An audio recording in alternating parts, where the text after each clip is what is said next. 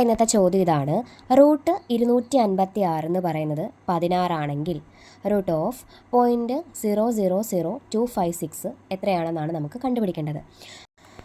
അപ്പോൾ ദശാംശ സംഖ്യകളുടെ വർഗ്ഗമൂലം കണക്കാക്കുന്നത് സാധാരണ സംഖ്യകളുടേതുപോലെ വർഗ്ഗമൂലം കണക്കാക്കി സംഖ്യയിലുള്ള ദശാംശ സ്ഥാനത്തിൻ്റെ പകുതി വർഗ്ഗമൂലത്തിൽ ചേർത്താൽ മതി. അപ്പം സാധാരണ സംഖ്യയിൽ നമ്മൾ എങ്ങനെയാണോ വർഗ്ഗമൂലം കണക്കാക്കുന്നത് അതേപോലെ വർഗ്ഗമൂലം കണക്കാക്കും. അതിനുശേഷം എന്ത് ചെയ്യും?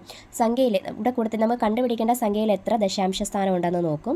ആ ദശാംശ സ്ഥാനത്തിൻ്റെ പകുതി നമ്മൾ കണ്ടുപിടിച്ച വർഗ്ഗമൂലത്തിൽ ചേർത്താൽ മാത്രം മതി. അപ്പോൾ നമുക്കറിയാം റൂട്ട് 256 എത്രയാണെന്ന് തന്നിട്ടുണ്ട്. എത്രയാണ് 256 എന്ന് പറയുന്നത്? 16 ആണ് അല്ലേ? അപ്പോൾ നമുക്ക് കണ്ടുപിടിക്കേണ്ടത് റൂട്ട് ഓഫ് 0.000256 ആണ്. അപ്പം 1 2 3 4 5 6 ദശാംശ സ്ഥാനമുണ്ട്. അപ്പോൾ 6ൻ്റെ പകുതി എന്ന് പറയുന്നത് എത്രയാണ്? 3. അപ്പം നമ്മുടെ ഈ ആൻസറിനകത്ത് എന്ത് കൊടുത്താൽ മതി?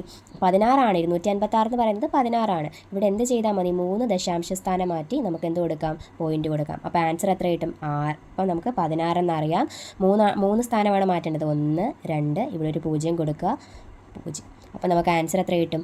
0.016. അപ്പോൾ നമ്മുടെ ആൻസർ എത്രയാണ്? 0.016 ആണ്.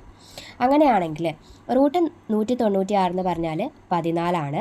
അങ്ങനെ ആയാൽ റൂട്ട് 0.0196ൻ്റെ വില എത്രയാണെന്ന് നിങ്ങൾ കണ്ടുപിടിച്ചിട്ടൊന്ന് കമൻറ്റ് ചെയ്യണേ.